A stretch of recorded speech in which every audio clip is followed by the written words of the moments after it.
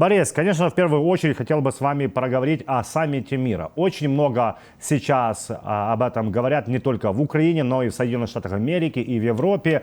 Много стран собрала Украина, собрала Зеленский в Швейцарии. Напомню нашим зрителям, что 15-16 июня состоится третий саммит мира, где будет представительство 90 плюс стран. Попрошу наших зрителей сейчас поставить лайк, подписаться и комментировать активно, потому что очень важно, чтобы алгоритмы YouTube продвигали наши видео и больше людей могли просмотреть.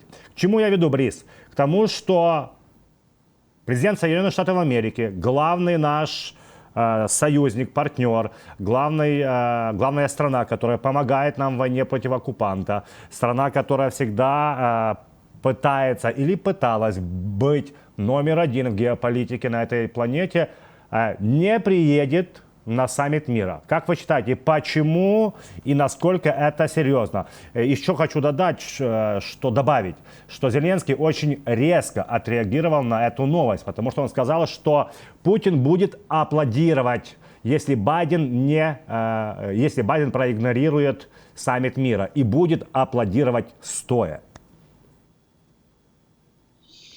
Да, ребята, давайте я начну говорить об этом под другим ракурсом, по большому счету.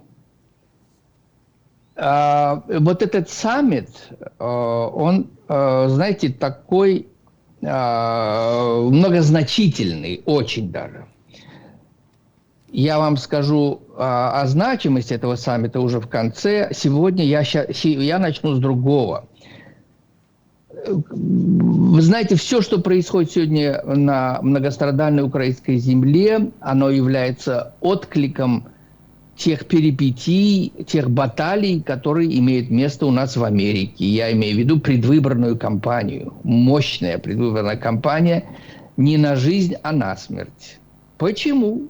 Да потому что сегодня не просто идет борьба между двумя партиями или между двумя лидерами. Нет, идет борьба между двумя Америками. И вот 5 ноября 2024 года будет решающим не только для нашей страны, но и для всего остального мира.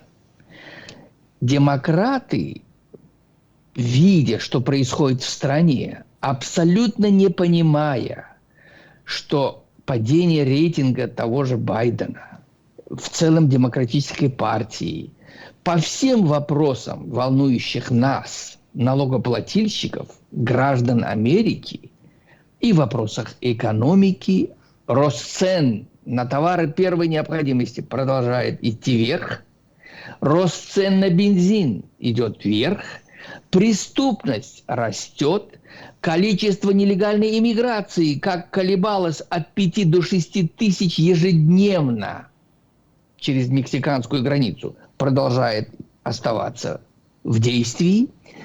Я не говорю о том, что волнения в студенческих кампусах уже не просто они там в пользу Палестины, например, нет. Идет против Америки, друзья мои. Против Америки открыто призывы «Death to America». Вот на этом фоне демократы сегодня готовы пойти на все. Любой ценой сделать все возможное, чтобы выиграть 5 ноября. Я вам напомню, речь идет не только о победе президента демократического, но и победе в обеих палатах Конгресса. Напомню, переизбираются все 435 конгрессменов Нижней палаты и 35 сенаторов Верхней палаты из 100. Так вот эти выборы могут изменить соотношение сил в обеих палатах. Кроме того, кто займет место в Белом доме. Так вот, сегодня Байден поступает из принципа «своя рубашка ближе к телу, а не Украина». С одной стороны, игнорируя участие в этом очень значимом, подчеркиваю, значимом форуме, который инициировал президент Зеленский, 1000 раз ему спасибо за это и хвала его команде. Молодцы, ребята. Это правильно, хотя это крик души.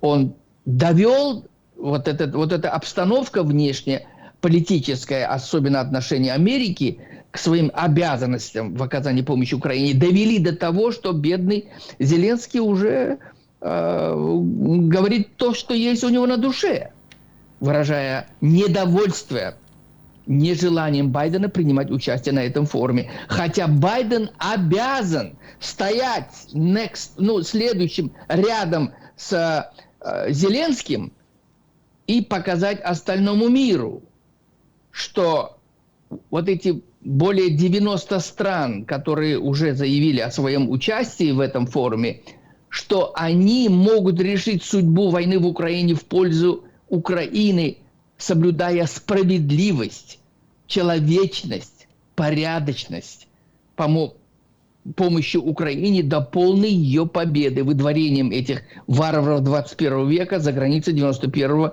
года. Вот это должен сказать сегодня Байден. Еще и почему, стоя рядом с Зеленским? Да потому что вы правильно отметили, решающая помощь сегодня от Америки. Элементарный маленький пример. Невозможно сегодня остановить этих варваров без наличия у ВСУ оружия наступательного характера, тех же атакамсов, которые производятся только в Америке. Невозможно. Невозможно перейти в полное контрнаступление без самолетов F-16, о которых уже почти 3 года говорится, и никакого сдвига, хотя летчики уже подготовлены. Хотя альянс самолетный, Норвегия, Дания, Голландия, Бельгия уже готовы вот послать, но смотрят в рот Байдену, когда он даст добро. Точно так же, как и тот же Шольц когда-то задерживал свои леопарды, ставя условия, что пока Абрамсы не появятся, мы леопарды не дадим. Кстати, Борис, хотел спросить вас об F-16. Вот сказала Дания, что она передает F-16 и позволяет бить ими по территории Российской Федерации. Но я так понимаю, что F-16 есть от Соединенных Штатов Америки, и США должны решать, можно или не можно им бить. Почему Дания берет на себя ответственность? Или уже есть какие-то договоренности? Как это понимать? Дания это заявила, да. А между словами и действиями еще может быть дистанция огромная. Понимаете как? А Дания заявляет, потому что она находится под колоссальным натиском друзей Украины. Это есть. Поэтому Дания успокаивает вот ту волну, которая давит на руководство Дании. Они говорят, вот нет, мы не против, пожалуйста, мы дадим F-16. И тут же смотрит в сторону Байдена. Что скажет Байден? А Байден молчит. И будет молчать. Хотя, я обращаю ваше внимание, это Блинкен, который вот был последний раз в Киеве. И так вот, знаете, просветился игрой на гитаре. Знаете, я говорил и повторю еще раз, он мне напомнил того самого Клинтона, который тоже приезжал в Киев, там и в Москву сначала, потом в Киев, играл на саксофоне и уговорил руководство Украины сдать свое ядерное оружие в обмен на этот позорный Будапештский меморандум. Это тоже вошло в историю. И хотя Клинтон недавно извинялся за это, между прочим. Ну а что мне твои извинения? Ты дави на Байдена, на своего однопартийца? Ты же один из главных доноров, спонсоров его избирательной кампании. Так ты этим искупи свою вину. Возьми за шиворот этого Байдена овоща и скажи ему, слушай, мы виноваты перед Украиной. Будь Будапештский меморандум в силе, мы бы сегодня не имели этой войны в Украине. На нашей совести кровь тысячи украинцев, которые умирают каждый день. Сделай это. Вот этим искупи. Мне наплевать на твои извинения, друзья мои. Вы понимаете, почему я это говорю? Потому что это же самая элита, которая возглавляется кланом Клинтонов, она сегодня управляет. А над ней стоит Обама. Не Байден принимает решение, Обама. Именно он. А Обама лидер вот этого вот крайне левого, радикального, прогрессистского движения у демократов. Вот этим объясняется, да, вот смотрите, игнорирование даже призыва самого Блинкина, госсекретаря, к Байдену. Слушай, пора давать уже, ну сколько можно? Вы посмотри, я только что оттуда. Я видел все своими глазами. Да мало того, все лидеры европейских стран давят. Не говоря уже о Столтенберге, том же Макроне, или там Шольце, к примеру, или там Камероне. Все говорят, надо давать. Чего еще ждать? Вы представляете, и с другой стороны, надо быть предельно объективным, я скажу, что честь и хвала лидеру демократов у нас в Нижней Палате Хакиме Джеффрису, который присоединился к Майку Джонсону, большому другу Украины, спикеру, который опирается на 3 Майков, о которых мы с вами не раз говорили в наших эфирах. Майк Тернер, например, глава по разведке, комитет по разведке, Майк Роджерс, комитет по вооружениям, и Майк Маккол, комитет по иностранным делам. Вот именно вот эта когорта сегодня тоже давит на Байдена. Но Байден отпихивает всех. Почему? Потому что Обама. Вот это очень важно. И клинтонская клика, вот это вот клан этот. Представляете вы? Но дальше так нельзя допускать дальше. Положение очень серьезное. Я возвращаюсь к вот этому вот форуму, который будет проходить в середине июня вот в Швейцарии. Я вам скажу, что, конечно, форум он имеет многозначимый, очень даже. Молодцы ребята во главе с Зеленским. Более 90 стран. Главная цель этого форума – это еще раз объявить остальному миру, что Украина никогда не была за войну. Она никогда не начинала войны ни против кого. Она сегодня борется не только за свое существование как нации, великой нации, я вам скажу, она заслужила слово «великая», вот воюя 3 года, не сдаваясь, защищая нас. Но ее величие еще в том, что она грудью встала на пути этих варваров, целью которых является вся западная цивилизация. И Зеленский сегодня громогласно хочет сказать на этом форуме, что если вы это видите, так помогите же нам защитить вас. Думайте о себе. Понимаете вы? Но помощь должна быть таковой, чтобы соблюдались международные правила, узаконенные на уровне всех международных институтов, согласно которым любая страна имеет право защищать свою целостность в границах, общепризнанных мировым сообществом, каковыми являются границы Украины 1991 года. Точка. Другого не должно быть. Вы понимаете? И как в этом случае Байден не должен быть рядом с Зеленским? Главный организатор, главный помощник и так далее и тому подобное. Нет! Он считает, что в это время лучше быть с теми подпевалами из Голливуда, которые, видите ли, обещают ему собрать неплохие деньги на его избирательную кампанию. Вот вам, ребята, и вся правда. Почему? Потому что он хочет быть переизбран, но это не поможет ему. Я вам прямо скажу. Не поможет. А вот удар по имиджу Америки с отсутствием первого лица на таком важном форуме мы получим еще одну пощечину по нашему имиджу, по нашему авторитету. Вот это самое страшное. Это продолжение того самого, что мы творим в Украине, сдерживая все это время нужные виды вооружений в нужном количестве, плюс к этому мы сдаем Израиль, вынуждая Израиль сесть за стол переговоров с Хамасом. Я не говорю о том, чтобы вести какие-то подпольные переговоры этим байденовской администрацией с тем же Ираном, одним из главных спонсоров терроризма по всему миру, и благодаря чему идет война и в Украине, которая подпирается поставками вот этих вот ракет, беспилотников, ракет и беспилотников Ираном России. Вот это все вместе взятое нас не делает радужными, знаете, веселыми, как хотите. И тем не менее война продолжается внутри. Пожалуйста, наши конгрессмены, наши сенаторы, особенно республиканцы, периодически появляются то в Киеве, то в Израиле, то в Киеве, то в Израиле. Еще одна очень большая значимость вот этого форума в том, что Зеленский прекрасно понимает, что организованная Путиным трагедия 7 октября самая крупная трагедия после Холокоста в истории, нашей истории, еврейской истории.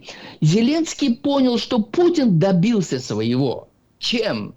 Он отвлек внимание мировой ответственности от Украины на Ближний Восток. Вы понимаете как? Поэтому сегодня еще одна из задач форума, чтобы мировая общественность не стала воспринимать войну в Украине как норму, к которой можно привыкнуть. Нет, это не норма. И сегодня Зеленский непременно будет говорить о тех трагедиях, которые имеют продолжение после Бучи, Ирпеня, Изюма, Мариуполя и многих других местах, о которых мировое сообщество просто не хочет уже знать. Оно уже якобы устало, ей надоело, пора заканчивать. И вот эта вот волна, она подпирается еще одной волной у нас внутри Америки, которая подпирает того же Байдена с Обамой, говоря о том, что давайте заканчивать войны и в Израиле, и в Украине. Нам надо быстрее закончить с тем, чтобы мы пришли 5 ноября как партия мира. Пора заканчивать, она не имеет конца. И зачем? Вот, Путин-то, вы посмотрите, как он прекрасно пользуется этой ситуацией. Не успели ряд европейских лидеров сказать, что они позволяют применять Украине западное оружие на территории России, и появились даже обещания, вот как вы напомнили, лидеров Дании о поставках, допустим, самолетов F-16, как тут же Лавров тут же говорит, а вы попробуйте, мы не зря поставили на эти вот тактическое ядерное оружие на территории Беларуси, мы можем их применить. Вы представляете, к чему это идет? Почему? Тем больше мы воздерживаемся, тем больше мы ставим условия перед ВСУ, тем больше наглеет Путин и его окружение. Вот это пагубно, вот это страшно. Поэтому, учитывая, что у нас республиканцы и ряд демократов, друзей Украины вместе, как на двухпартийной основе, прекрасно понимают, к чему это идет. Но есть мощное сопротивление со стороны Байдена, как я уже сказал, и тех его идеологов во главе с Обамой, которые останавливают его. Не надо, не делай этого. Там рассосется.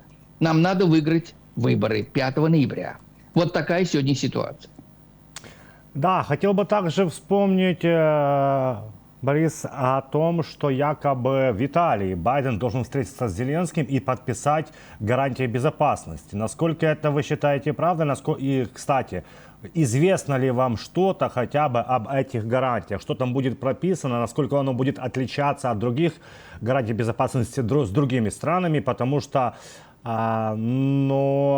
вот информация о том, что якобы Германия и Соединенные Штаты Америки попросили тихонько Украину не пушить вопрос о вступлении Украины в НАТО, потому что в июле будет юбилейный саммит, да, в Вашингтоне. Да. И вот якобы Вашингтон и Берлин говорят, слушайте, помолчите. Насколько все серьезно, насколько реально это соответствует действительности?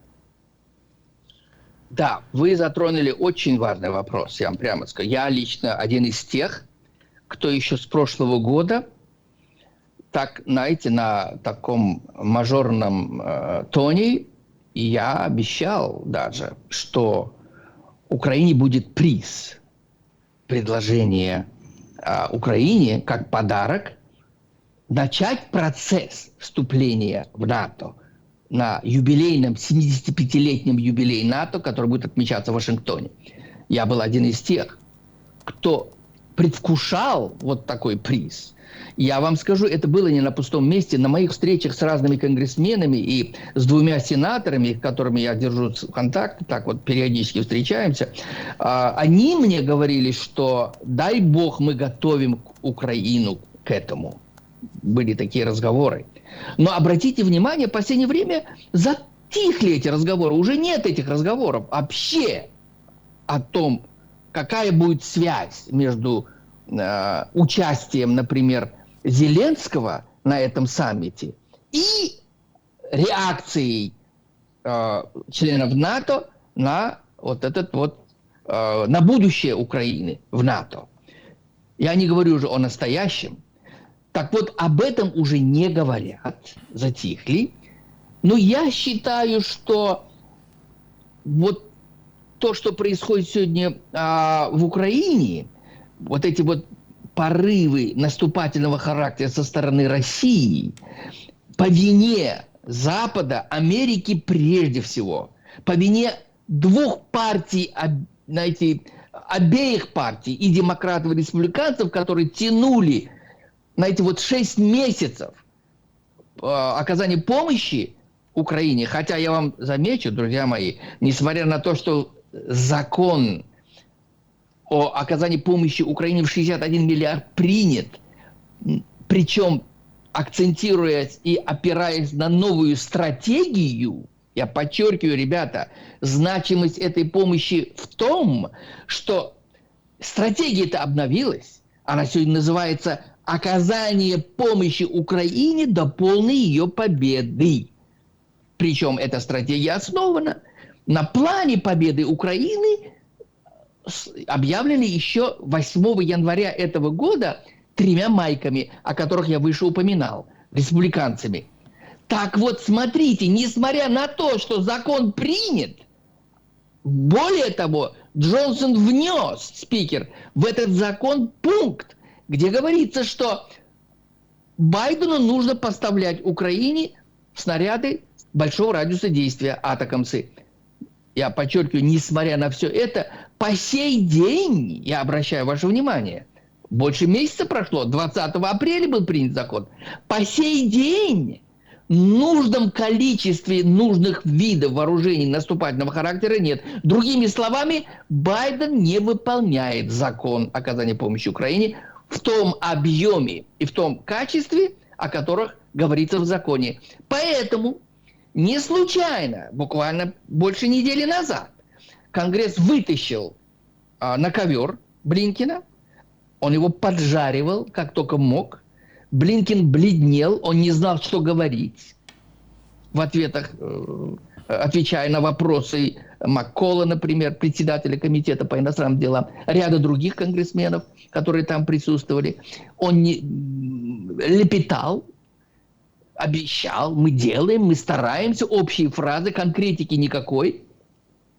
Так вот теперь у нас в Конгрессе говорят, давай вытащим теперь этого Байдена, балбеса. Почему? Потому что в законе указано, что Байден обязан периодически отчитываться перед Конгрессом о том, как идет реализация или применение тех денег, о которых так долго говорили и на которые сваливал Байден все время. Вот, мол, смотрите, республиканцы не дают денег, поэтому мы не помогаем Украине. А вот теперь, пожалуйста, деньги уже больше месяца там. А где же результаты? Чего мы ждем?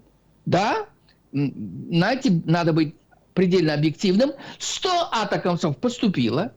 Это правда. А что такое 100 атакамсов? Мизер. Украине нужно сегодня 1000 атакамсов. Тем более они не производятся ни в одной другой стране мира, они только у нас. В Америке. Они у нас есть. Почему не дать их? Почему? Чего мы ждем? Опять та же самая пресловутая байденовская, знаете, дежурная стратегия. Не эскалировать, не провоцировать, не бить по территории России. Но теперь, слава богу, Европа-то начала просыпаться, друзья. Вы же видите, как уже один за другим, начиная со Столтенберга, генсека НАТО и кончая уже тем же Шольцем, кстати, вчера уже, который сказал, он не против, и я не говорю уже о Макроне, слава богу, знаете, вот трансформировавшиеся из голубя в ястреба. Дай бог, чтобы это было постоянно. Окей? Я не говорю же о других лидерах. Камерон, например, министр иностранных дел Великобритании. Вот они уже открыто призывают и дают добро на применение западных видов вооружений по территории России. А вот теперь вы посмотрите, уже идут слухи из окружения Байдена, что если Байден и разрешит, а он может разрешить, там вероятность не так уж велика, там процентов 30, наверное, тоже при условии, что нельзя бить по гражданской инфраструктуре, надо бить по военным объектам, чего, кстати, Украина по сей день и делает.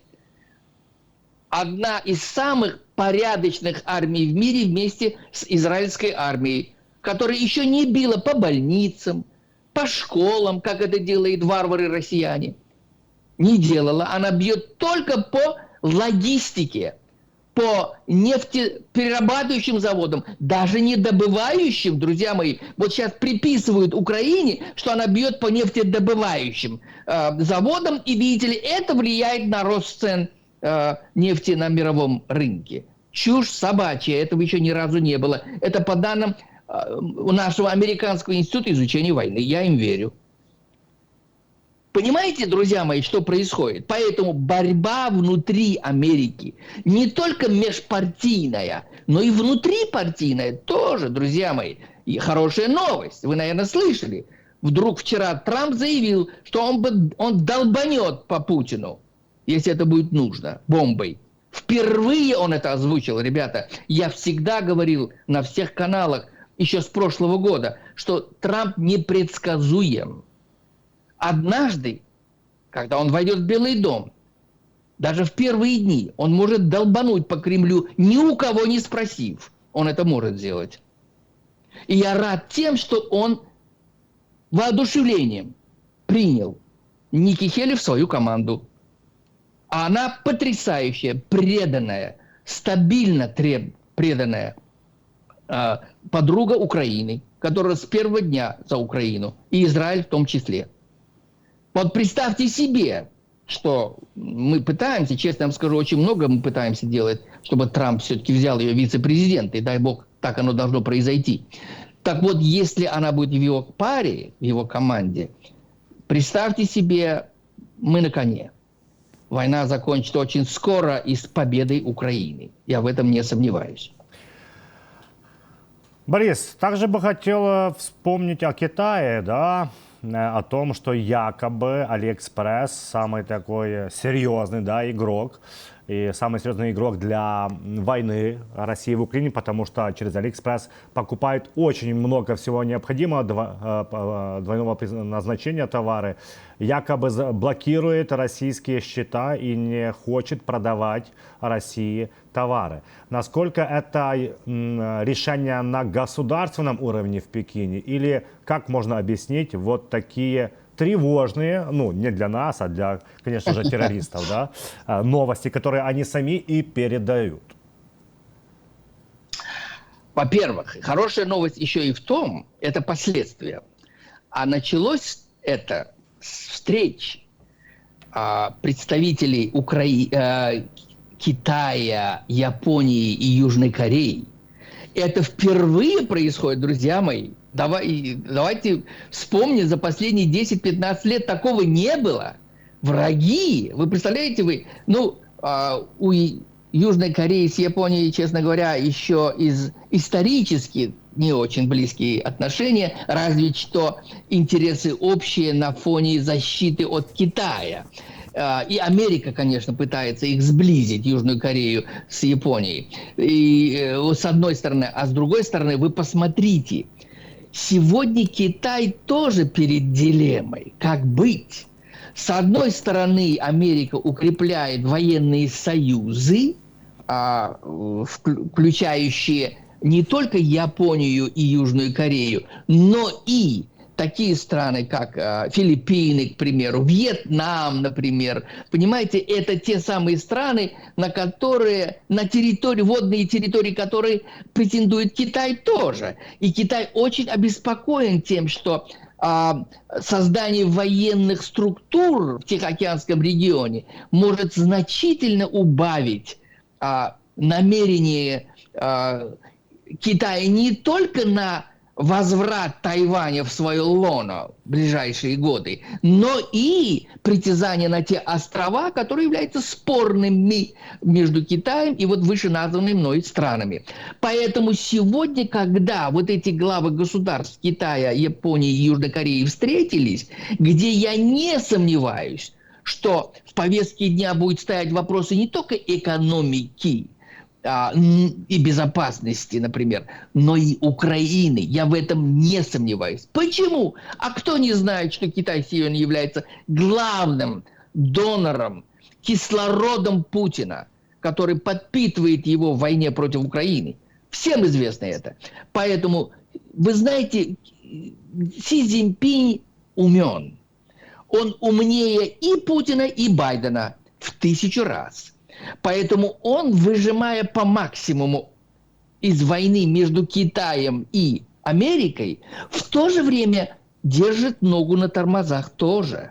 Нет-нет, да он притормозит. Нет-нет, да что-то предложит, какую-то приманочку. И одна грубейшая ошибка Байдена, я говорил много раз и с вами, в наших с вами эфирах, по сей день, почти за 4 года пребывания Байдена в Белом доме, он ни разу с Си Цзиньпинем на официальном государственном уровне не встречался. А вот те же самые друзья Америки, тот же Макрон, тот же Шольц, встречались, причем на государственном уровне в сопровождении армии министров, которые потом заключали договоры, многомиллиардные договоры. А вот Байден на это не решается. Все где-то в кулуарах. Бегом 5 минут там, 5 минут здесь, час здесь. Даже вот это вот встреча в Сан-Франциско в прошлом году, как вы помните, на саммите Тихоокеанских стран. И то, там час-полтора они провели вместе, и где Си Цзиньпинь протянул руку Байдену, сказав: слушай, мы две величайшие страны, почему бы нам не сесть за стол переговоров и, заключив договоры, решать мировые проблемы вместе? А вот ответа со стороны Байдена до сих пор нет. Представляете, это колоссальная потеря нашего влияния сейчас. Не только в Юго-Восточной Азии, но и в странах Африки, Латинской Америки. Вы посмотрите, сколько стран, даже в той же Латинской Америке, которая, казалось бы, зависит от Америки, экономически выступает не только в полную поддержку Украины, материально хотя бы, не производя оружия, но и против Израиля. Вот это самое интересное. Это все плевки в сторону Америки. Вот в этом вся проблема. Поэтому я, возвращаясь к вашему вопросу, скажу, что то, что сегодня та или иная корпорация китайская начинает какие-то делать референсы в сторону участия в влиянии на поставки товаров двойного назначения в Россию, это не без ведома Си Цзиньпиня. Он таким образом дает понять, что он готов, знаете, вот обратить внимание на трагическую ситуацию в Украине. Теперь было бы здорово, если бы Си Цзиньпинь приехал на форум в Швейцарию, в чем я очень сомневаюсь. Он не приедет. Почему? Потому что если бы Байден был достаточно умен, он бы позвонил бы Си Цзиньпиню и сказал: давай вместе там встретимся. Это было бы здорово. Это была бы потрясающая поддержка и Зеленского, и, конечно же, повлияло бы на другие страны, которые являются поддержкой политики Китая в глобальном юге. Вот такое мое мнение. Борис, большое спасибо за разговор. Спасибо, что мы имели возможность проговорить важные моменты. И я очень надеюсь, что лидеры этого мира, да, и Соединенные Штаты Америки, и европейские страны все-таки поймут, что нет сейчас возможности, нет сейчас времени договариваться, обдумывать. Нужно действовать, действовать и еще раз действовать. Спасибо большое вам за этот разговор. Только это, и тем не менее, я оптимистичен, я вам прямо скажу, что элита американская это понимает, я имею в виду Конгресс, это очень важно. И на двухпартийной основе, подчеркну вам еще раз, вот это воодушевляет, и они прекрасно понимают Зеленского, и Зеленский сегодня ведет себя правильно. Мы рады. Совершенно верно, так должно быть.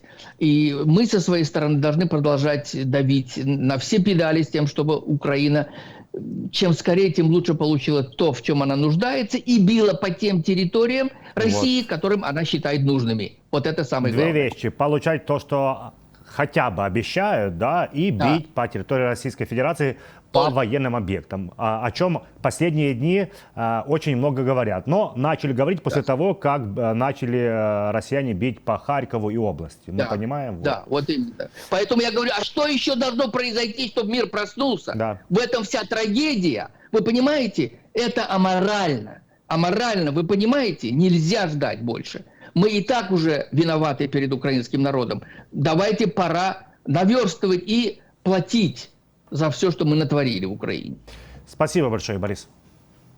Спасибо вам большое і слава Україні. Героям слава. Нагадаю, з нами був Борис Пінкус, це громадський діяч, також член Республіканської партії Сполучених Штатів Америки. Мене звати Ігор Гаврищак. Побачимось в ефірі 24 каналу.